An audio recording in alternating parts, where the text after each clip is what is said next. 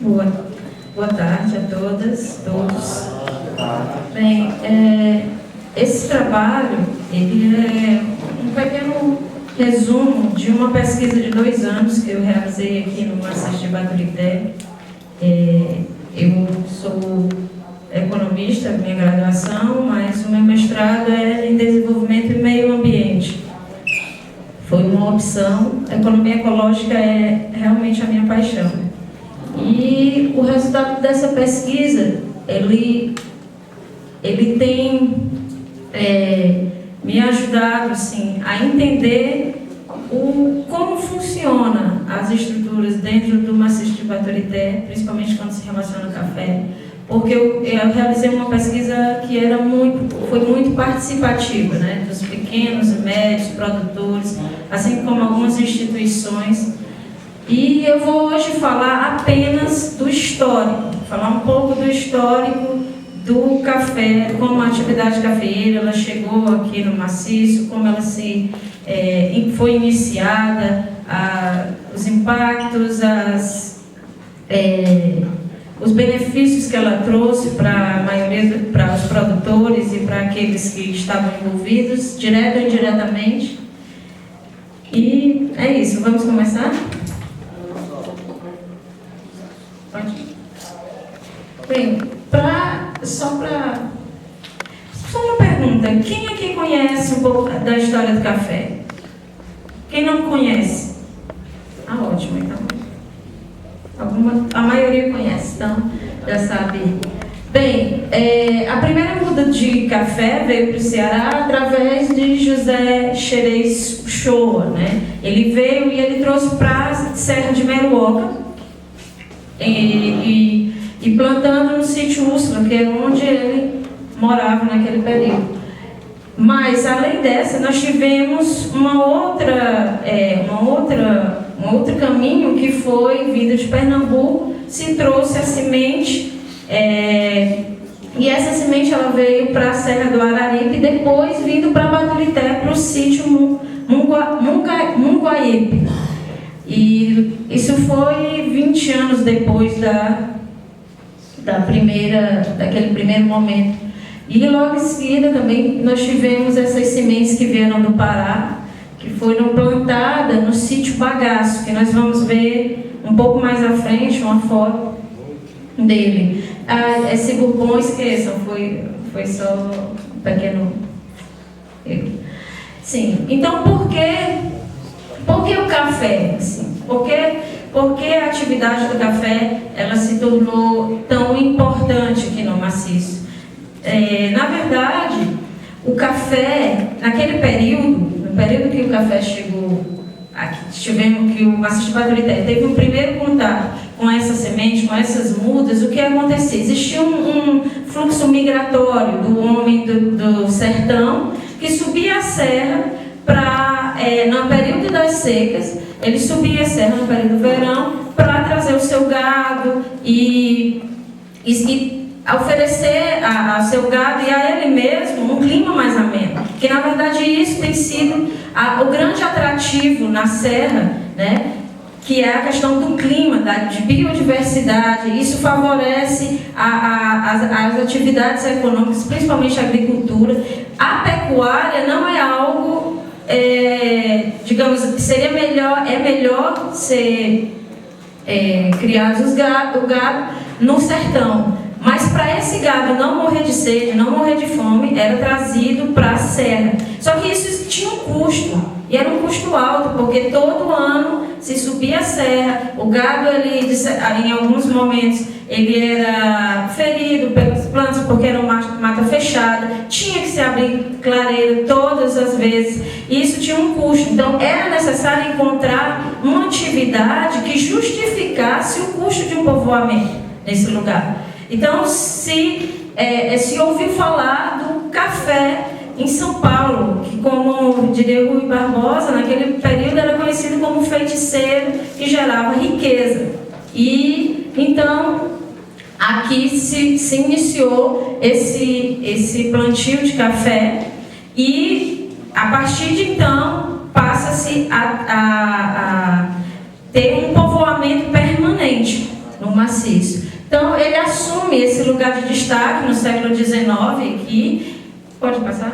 E aí ele traz riquezas para aqueles que estão, para produtores, e a gente vê isso, essa riqueza nas construções. Esse aqui é o sítio Bagaço, que eu havia mencionado.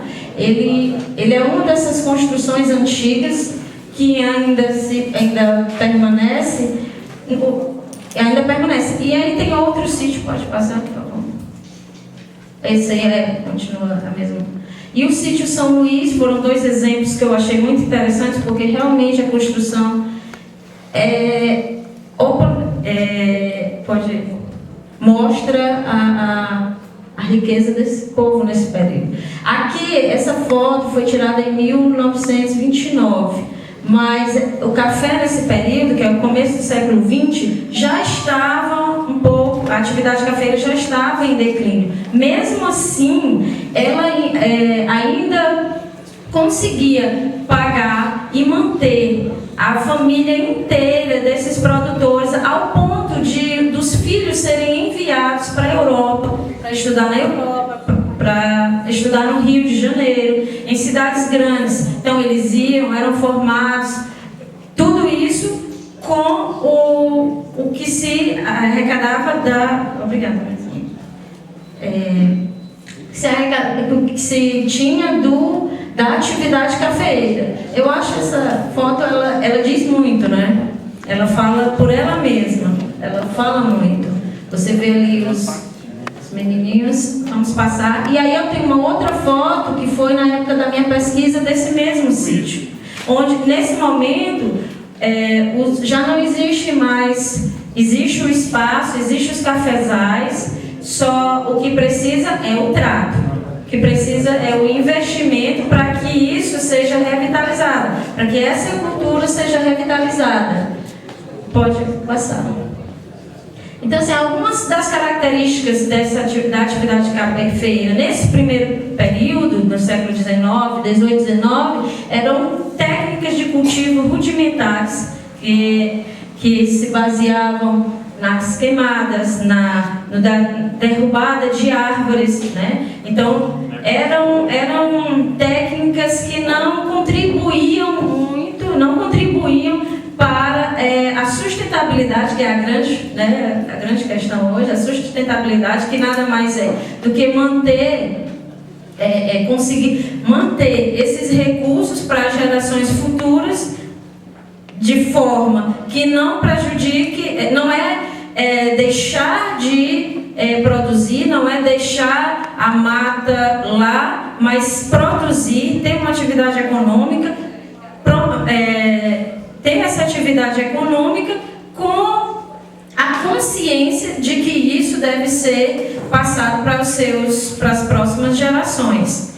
E outra, plantio a pleno sol. Hoje nós vemos, os mais jovens veem que o café ele tem um plantio na floresta, que chamamos cultivo à sombra, né? O café sombreado. Mas nem sempre foi assim. Houveram dois momentos na história que esse café ele foi a pleno sol. E no primeiro momento foi assim, porque na verdade o que acontecia? Os produtores eles ouviram falar da riqueza, eles queriam aquele estilo de vida e eles investiram. E não tinha uma técnica, não tinha uma orientação mais efetiva nesse período. E eles tentaram, e mesmo com essas técnicas rudimentares, eles conseguiram, durante algum tempo, grandes retornos financeiros.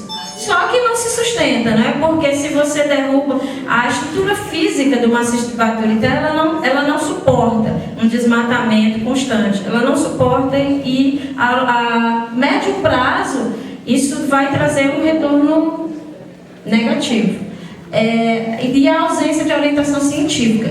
E como eu falei, esse era um feiticeiro a distribuir fortunas. Só para ter uma ideia, entre 1845 e 1850, o Porto do Ceará, ele registrou um volume de exportação de café de 176.757 quilos. Isso é representativo para aquele período, porque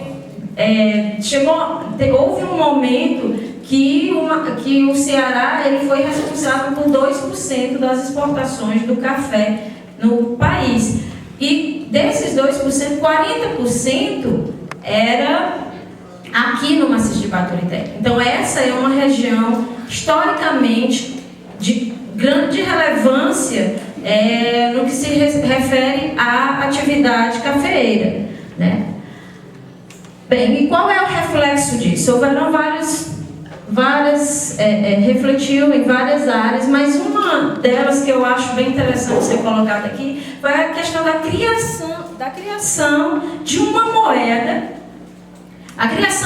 moeda própria que circulou no maciço de Baturité durante certo período, e que assim, ela tinha como lastro o próprio café no coco, que é o café no coco, é aquele café que ele já foi torrado, mas não foi descascado, não é isso? Então, esse café foi secado, mas não foi, desculpe, só um pequeno... Então, assim, essa moeda ela foi criada pelo Manuel José de Oliveira Figueiredo, que é do sítio Bom Sucesso. Esse senhor, ele tinha uma boa reputação e ele tinha uma considerável montante de terras e dinheiro e terras onde com uma grande produção do café. E aí ele lança essa moeda, ele lança essa moeda que nós temos aqui, um alqueire e uma quarta, e onde as pessoas, elas pegavam essa moeda e depois elas poderiam trocar pelo café. Só que nesse período a produção já estava caindo. E ele decidiu investir em maniçoba, na questão da borracha. Só que essa atividade econômica também não trouxe o retorno financeiro esperado. E aí, como nos bancos hoje, o que acontece? A população, os produtores quando viram que ele estava, que aquela atividade estava caindo, eles foram retirar o café. E aí ele não tinha produção suficiente para pagar. E então ele teve que vender seu sítio, vender seus bens para poder saldar a sua dívida com os produtores. Hoje, nesse período até hoje, ainda existe um outro, que eu chamo uma moeda que circula dentro do próprio sítio, que são alguns cartões que eles representam o quê? Representam a quantidade colhida. Então, durante muito tempo, a produção ela foi alta, né? A produção ela foi alta e às vezes as pessoas iam colher e elas não queriam receber o dinheiro todos os dias, né? Todo dia na diária receberam. Então, elas recebiam ou semanalmente, como ainda é hoje, não é isso? Semanalmente ou quinzenalmente. Então, elas guardam esses cartõezinhos. Então, quando chega o final da semana ou o final da quinzena, na quinzena ela vai e troca por dinheiro. Mas isso é algo específico dos sítios, é algo só dentro em nível, na esfera de cada sítio. Nós temos ali o sítio Casarão, o Isidro, que é do senhor Alfredo. Alguém aqui conhece o senhor Alfredo? Ele é um produtor de café, ele tem 103 anos, gente. E ele pode nos contar a história. Eu tive o privilégio de entrevistá-lo várias vezes. E ele foi uma das pessoas que, assim, conseguiu enriquecer muito o meu trabalho com as informações, com os dados que ele tinha. E que ele disponibilizou algumas coisas para mim. Então, assim, E pode passar o próximo só para eu... Tá, pode voltar. Então, assim, como é que ocorria pode voltar, porque eu queria saber. Como ocorria a comercialização? Como ocorria a comercialização nesse período? Todos os municípios, os municípios produziam o café, mas só havia um lugar de escoamento, que era o maciço de Baturité. Então, se você produzia em Pacuti, em Mulungu, em Aratuba, as pessoas saíam, levavam a sua produção no lombo de burros, para o Baturité, onde dali esse café ele saía pelas ferrovias, né, que existe no maciço de Baturité, ele era distribuído dentro do Ceará e no período que foi exportado, iria para o porto. Além disso, no maciço de Baturité existiam os depósitos, e esses depósitos eles funcionaram, os donos desses depósitos, eles acabavam funcionando como banqueiros, atuando como banqueiros, porque se depositava-se o café nesses lugares, nesses depósitos, e ao longo do ano ia se tirando e se pegando, existia um certificado onde esse certificado era trocado e ele ia pegando dinheiro. Alguns produtores chegavam a se endividar para a próxima colheita. Então, hoje, esse papel ainda é realizado por alguns sitiantes, alguns produtores que têm hoje a máquina de torrar, né? E aí alguns produtores que moram nas proximidades levam para torrar lá e deixam nesse sítio, e ele ou vendem ou deixam como um depósito lá, e vão ao longo do ano pegando, resgatando dinheiro. Pode passar. Eu coloquei esse mapa que é só para mostrar a vocês mais ou menos a configuração das linhas de trem, da ferrovia, até onde ela ia, porque isso aqui, esse mapa, ele mostra o caminho, né,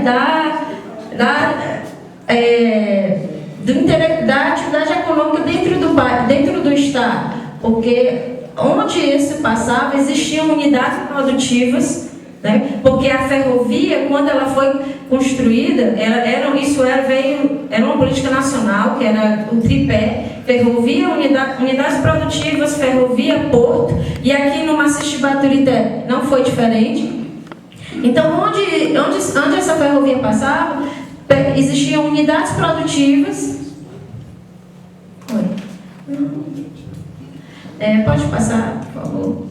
E aqui tem a ferrovia lá do maciço de Baturité. Aqui atrás, se vocês olharem, se nunca prestaram atenção, os depósitos ainda existem lá. Só estão fechados, mas ainda existem.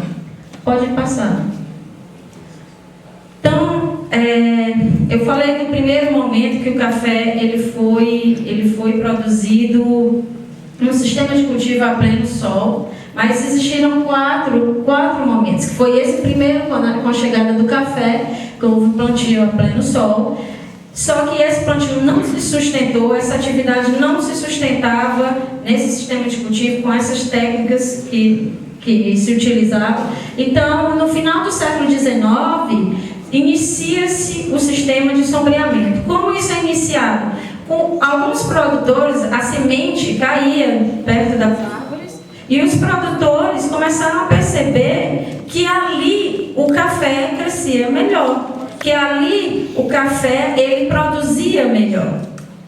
E começou-se a se direcionar para esse tipo de cultivo, que foi o de sombreamento, né? Então, esse cultivo ele vai durar até a década de 60, quando tem uma política do Instituto Brasileiro de Café, né, do governo, através do Instituto Brasileiro de Café, de erradicação do café em todo o país.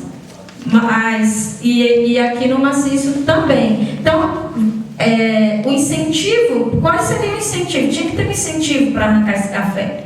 Né? As pessoas não iam arrancar simplesmente por arrancar. O incentivo era havia um pagamento por cada planta de café arrancada. Né? O pé de café arrancado, o produtor recebia um pagamento para isso. E alguns produtores, eles resistiram a isso, mas uma boa parte se rendeu a essa política e realmente arrancaram os seus cafés. Vocês conhecem o sítio Guaramiranga? Conhecem? Alguém conhece?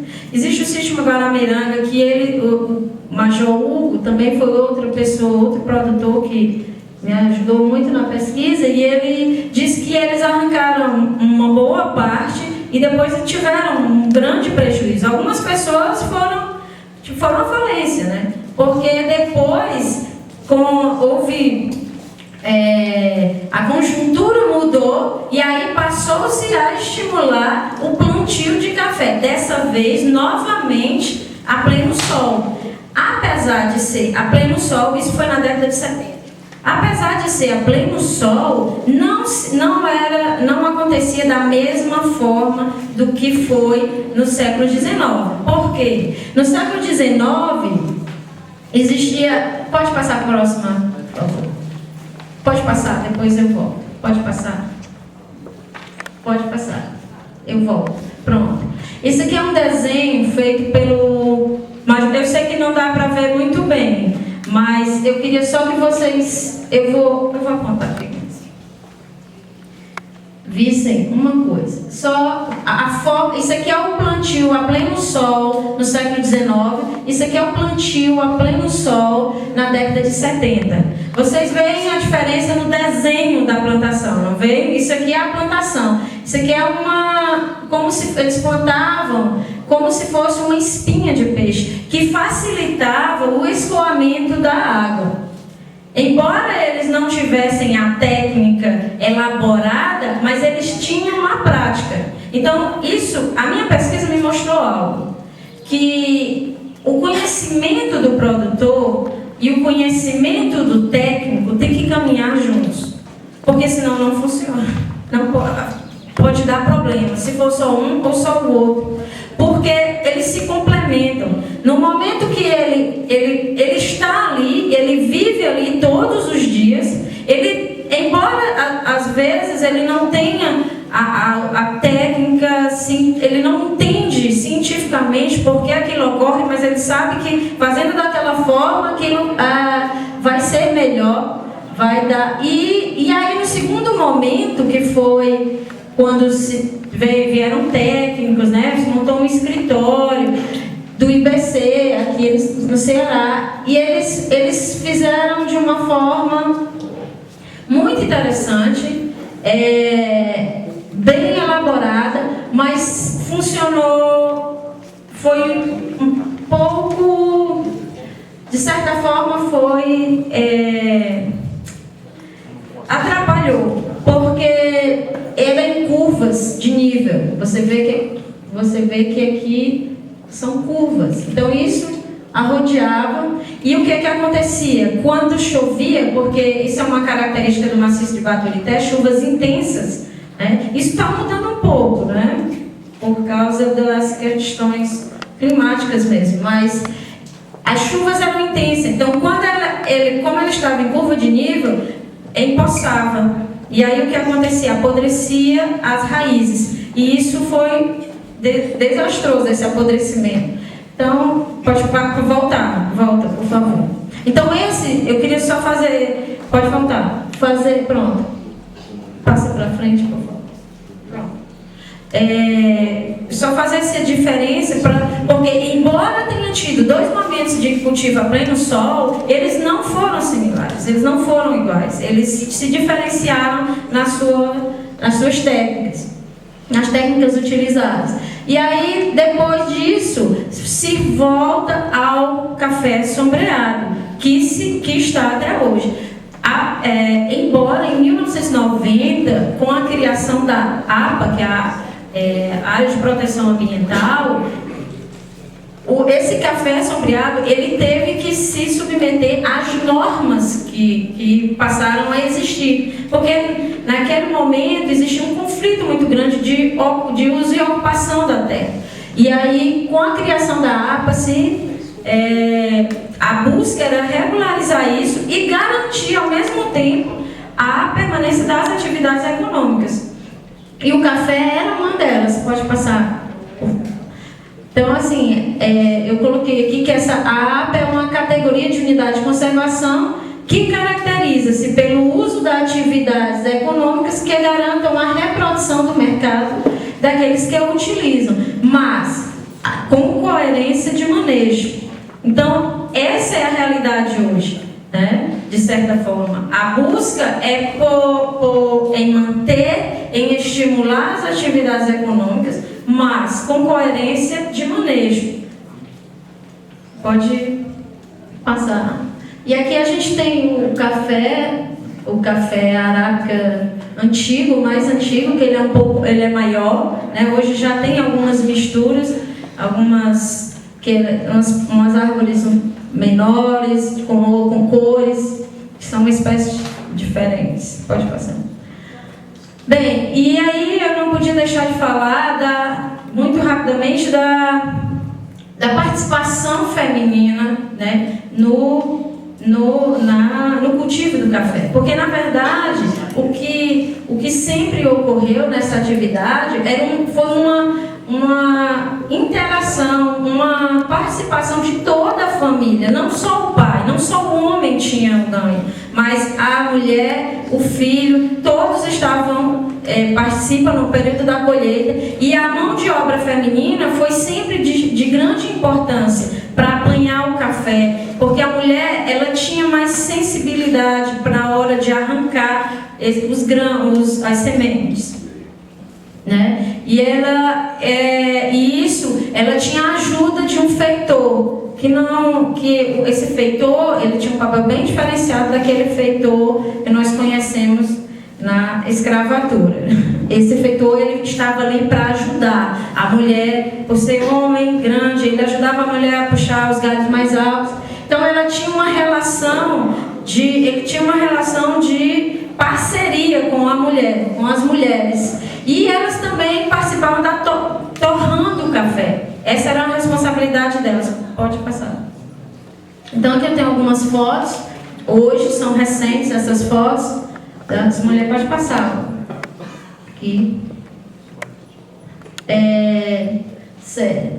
Então, assim, eu coloquei alguns aspectos socioculturais da atividade cafeeira. Além dessa participação das mulheres, a atividade cafeeira, ela trouxe, ela era de uma riqueza cultural impressionante, que eu fiquei surpresa quando conheci a questão das músicas que existiam. As pessoas estavam nas colheitas e elas estavam cantando, criando músicas e interagindo, e haviam festas. E havia também algo chamado o Café Donzelo. Quem já ouviu falar no Café Donzelo?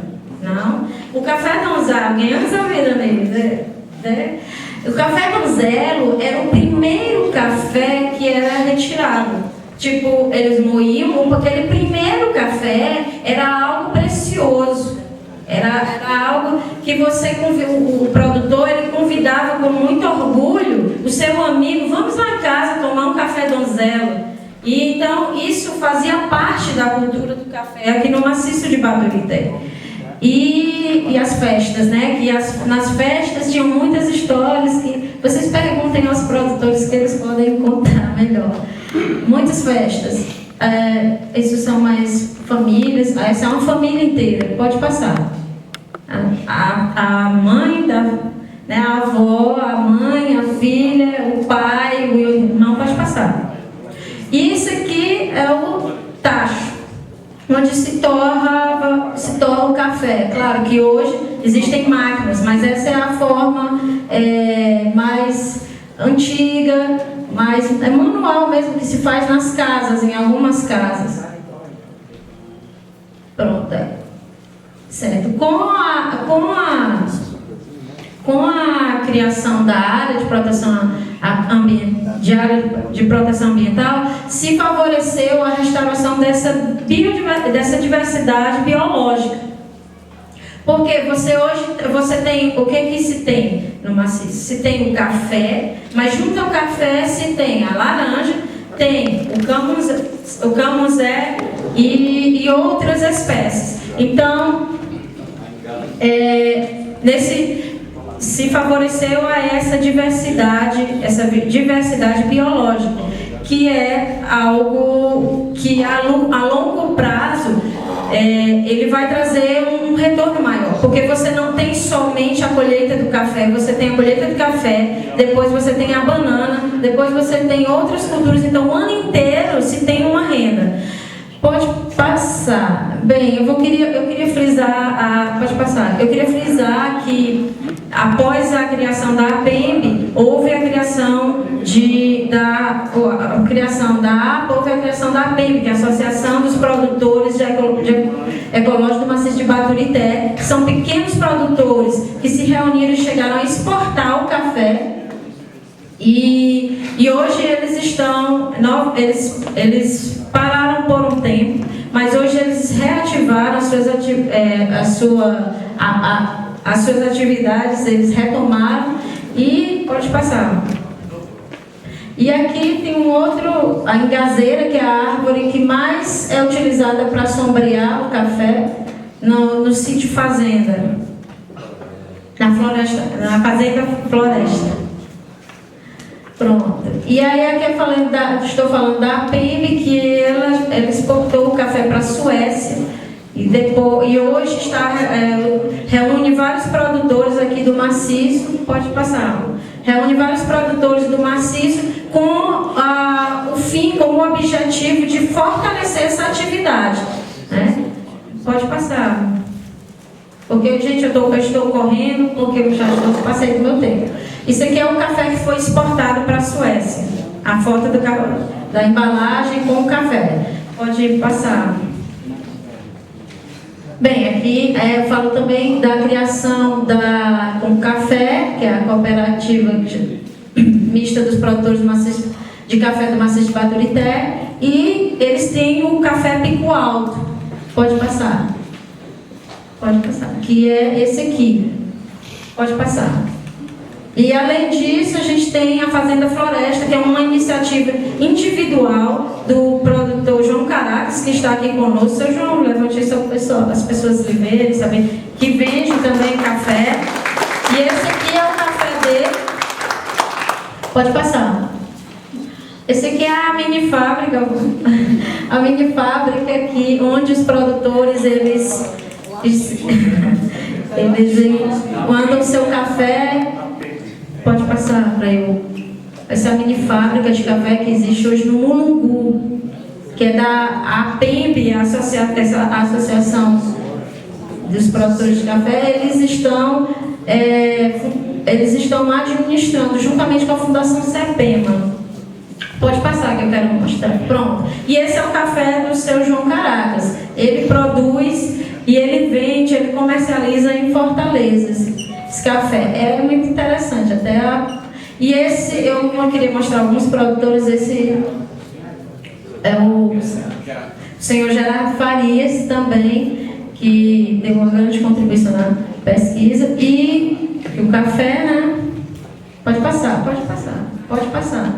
E o seu Alfredinho, que é 103 anos, gente, lúcido. E é isso. Pode passar. Pronto. Gente, eu tive que correr um pouco, eu peço perdão pelo tempo, mas qualquer dúvida, algo que vocês, se quiserem conhecer a minha dissertação, eu posso passar por o professor Xavier tem. E é isso, muito obrigada pela atenção de vocês. E nós vamos passar um vídeo muito rápido sobre essa história aí, vai? Ele vai colocar aqui. Obrigada.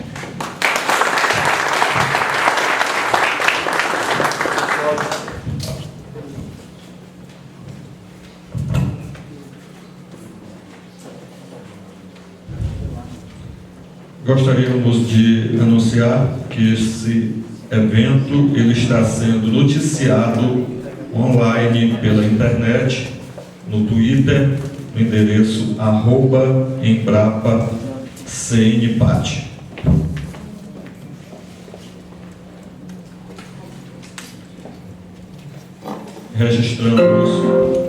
Registramos também a presença do professor Galdino, coordenador das atividades de extensão da Unilab.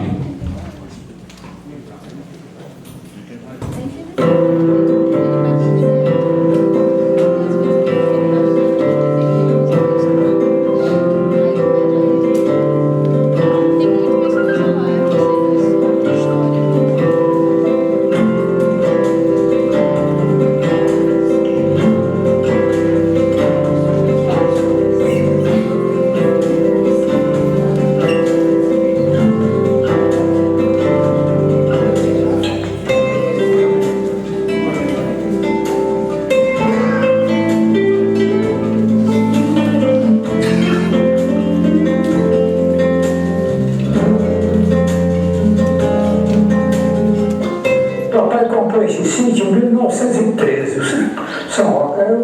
Agora a propriedade não era do tamanho que é hoje, porque depois ele comprou outras partes e tudo, mas que aqui o café não tinha quase café, mas era o povo explorava, mais era a mandioca, o milho, o feijão.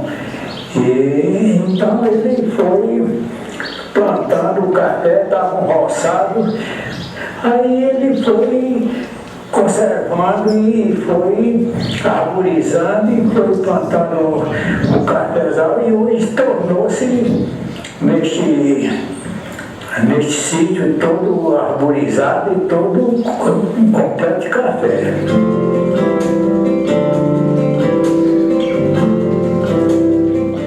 De 1747, José de Xerez Fournauchoa trouxe da França nossa primeira muda de café e a plantou em seu sítio, na Serra da Meruoca. Começava a história do café no Ceará, a segunda província brasileira a cultivar o produto. No maciço de Baturité, a cafeicultura chegou em 1824 pelas mãos de Antônio Pereira de Queiroz. Como em outras regiões do estado, durante este período, o café passou de objeto de curiosidade a produto de consumo interno, cultivado em pequenas áreas. Com a expansão do plantio, o Ceará chegou a exportar 2% da produção brasileira e em 1862, o Ceará contava com 600 sítios produtores de café, 40% deles em Baturité.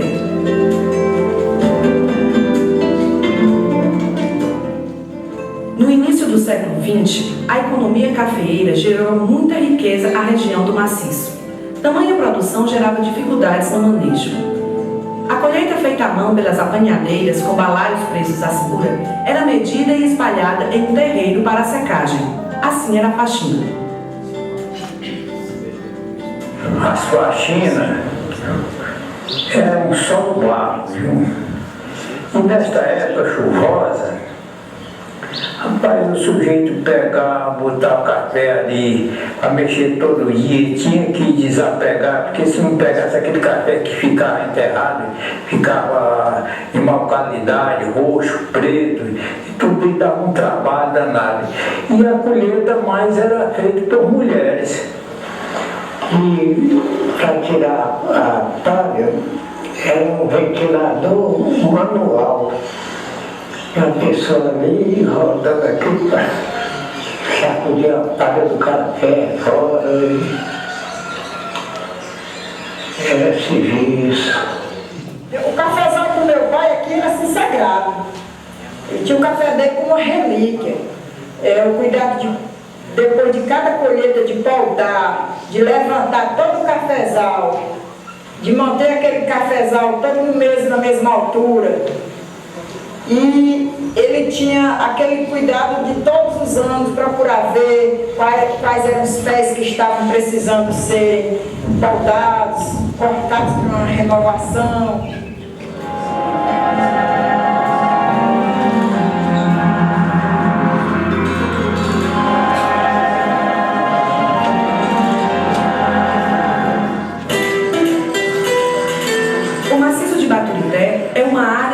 atlântica, onde o clima se divide em condições contrastantes, chuvas fortes ou estiagens longas.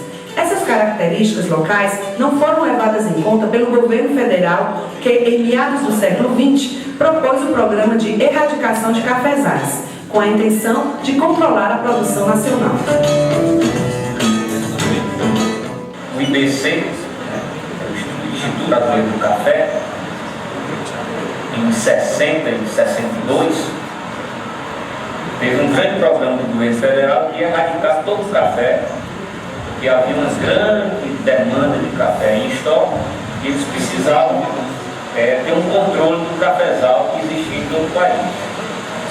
Com essa política nacional também atingiu o Ceará, principalmente com essa escola do técnico. Nesse período houve um grande movimento de assistência técnica para que os produtores, os que já tinham café, revitalizassem seu café. Ou seja, cortar todo o café, erradicar, para replantar em seguida. Para isso existia incentivo do governo, tanto para arrancar quanto para replantar. E eu disse para eles, é obrigado a gente fazer isso? Não, eu digo, pois eu vou ser o último que arranca café. Muitos aderiram a essa política do governo, mas outros não quiseram. Produtores mais tradicionais, que achavam que aquilo não estava correto, que não ia dar certo, então não erradicaram seus cafezais. Muita gente arrancou e arrependeu-se depois de ter arrancado. Com essa política do governo, de incentivo do café, o café que foi plantado a sol, todo ele morreu.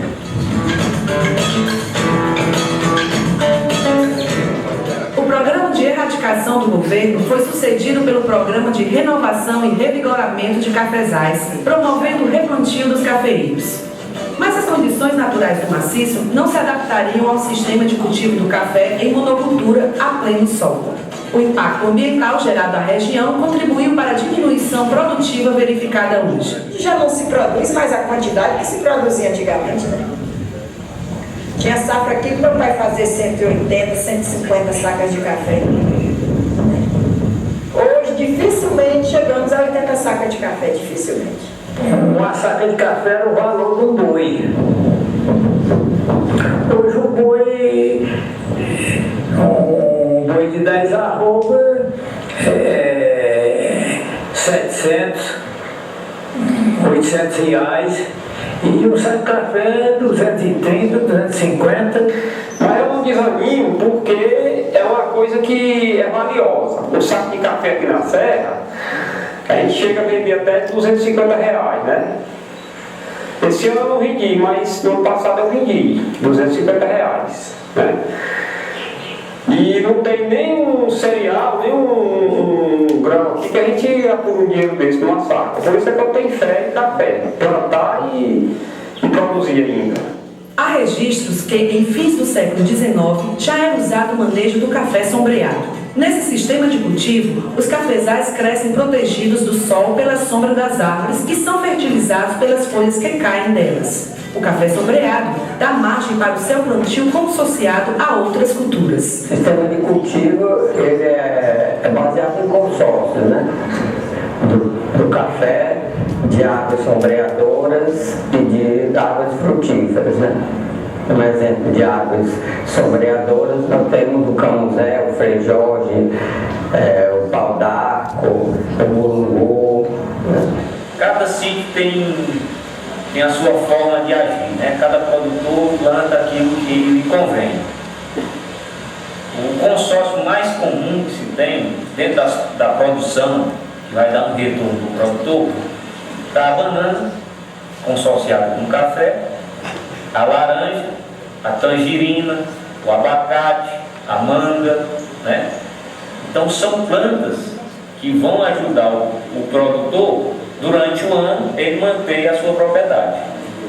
E outras plantas que vão se juntando para formar toda essa copa, né, de árvores que vão dar o sombreamento ideal para o café. A banana dá uma renda porque hoje a gente tem que plantar e conserva na onde a gente acha que o café é mais fraco, até morre aquela engazeira para sombrear mais, a gente planta uma banana e ela compensa, a banana ajuda, né? Então é uma cultura importante do ponto de vista ecológico, porque você tem árvores que vão ser parceiros do café, tem uma produção diversificada, é importante do ponto de vista social, porque envolve as pessoas dentro do programa, muita gente, e importante do ponto de vista econômico, porque é uma cultura que dá um retorno para o produtor, que faz com que ele preserve, né, e mantenha isso aqui.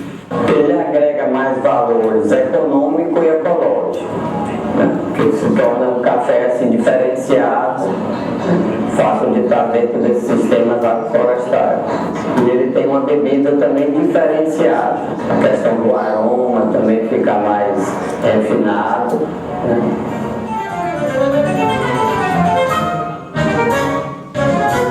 Em 1996, foi criada a APEMB, Associação dos Produtores Ecológicos do Maciço de Baturité. Com o objetivo de unir os pequenos produtores de café, surgiu com cerca de 160 produtores espalhados pelo estado. A entidade recebe até hoje o incentivo da Fundação Sepema e da ONG sueca Terra do Futuro.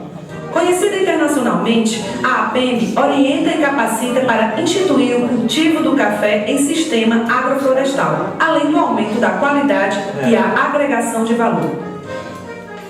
A APEMB surgiu em 95, 96, né, com a chegada da Fundação Sepema, com o projeto Café Ecológico, financiado pela Suécia. Daí houve um movimento de ajuntar os produtores de café aqui da região do Maciço para discutir toda a questão da cafeicultura, né? Naquele momento que já era um pouco difícil, porque as pessoas vendiam o seu café ou não tinham um bom trato de manejo de colheita, e era preciso que tivesse um incentivo para melhorar toda essa cadeia produtiva. Pela associação, os produtores foram orientados a produzir um café de qualidade dentro do conceito agroecológico. O resultado foi o reconhecimento internacional por selos de certificação e exportação de mais de 30 toneladas de café ecológico.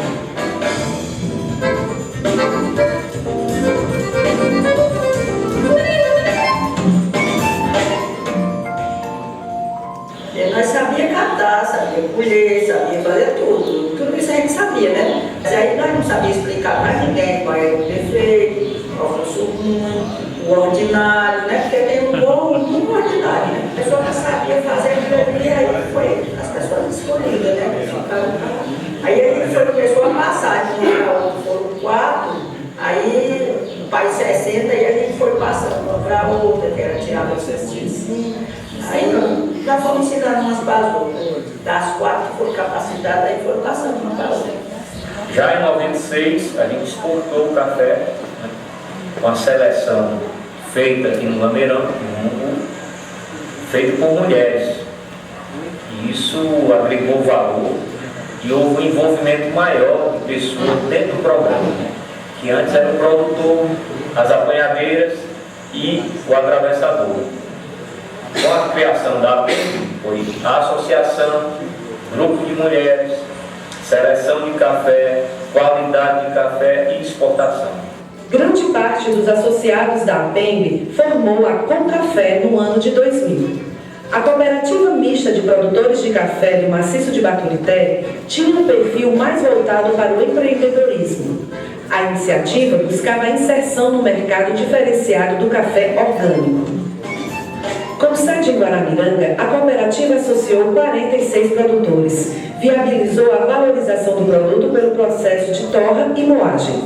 Em 2002, promoveu a primeira torra de café e, em 2003, lançou o Café Ecológico Pico Alto, produto distribuído para o mercado de cafés especiais.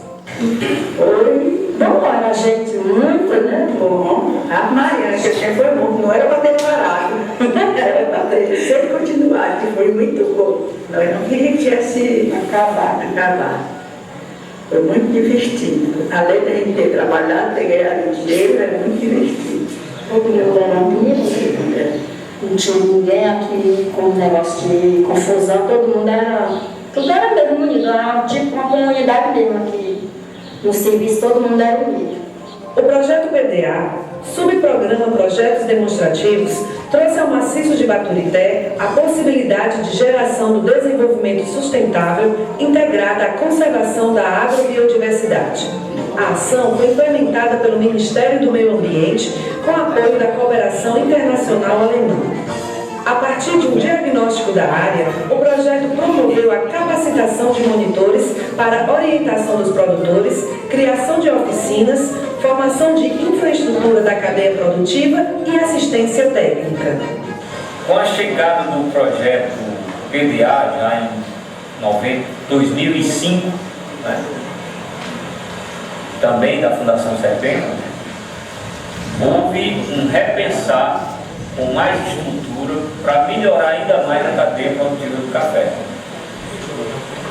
Propriedades que em 96 vinham abandonando a cultura, houve um incentivo para que ele retomasse toda a produção, com replantio, com melhoria nos tratos culturais. Em 2005, chegando o projeto PDA, houve todo um movimento a nível de região para melhorar essa cadeia produtiva com a chegada do maquinário. Que aí já vinha uma fábrica para torrar, moer, para cortar e agregar valor ao produto que até então era vendido ou para exportação, né, quando havia demanda para isso, ou no mercado interno para os atravessadores.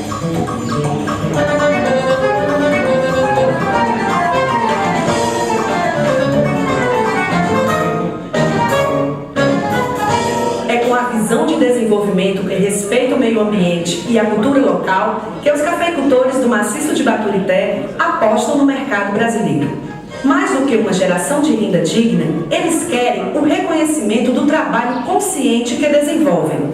Sonham e querem um futuro com cheiro e gosto de café torrado.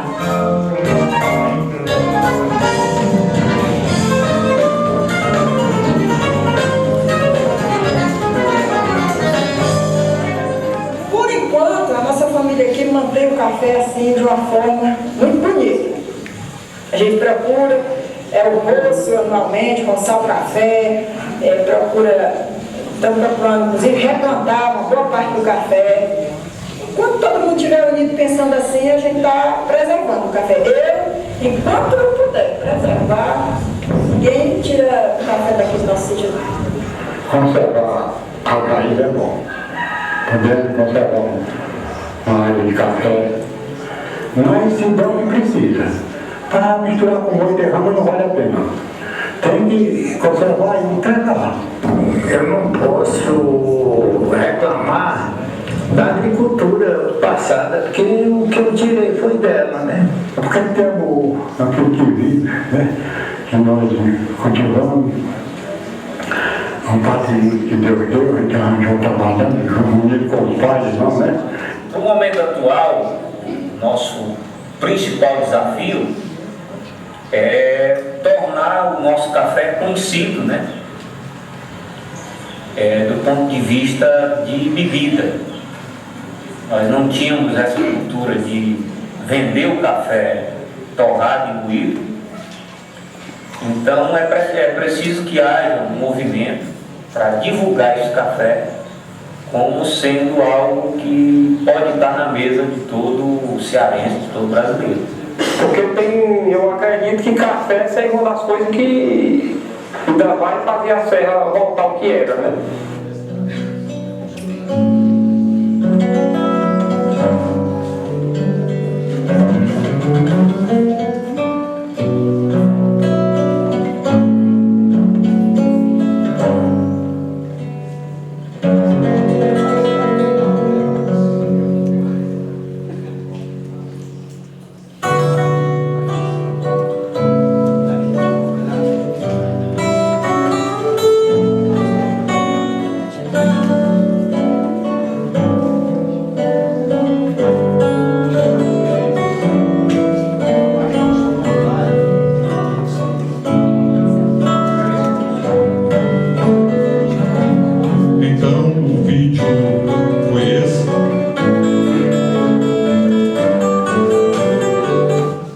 agradecemos mais uma vez a Fundação a PEMB e a Com Café. Agora, devido já estarmos um pouquinho adiantados na hora, nós vamos fazer o nosso intervalo agora. Logo em seguida ao intervalo, teremos a palestra Boas Práticas Agrícolas no Cultivo de Café Agroflorestal, com o palestrante Paulo Lima, da EPAMIC. Mas agora vamos dar um intervalo de 10 minutinhos para o lanche, que será servido aqui no primeiro andar, subindo a escada.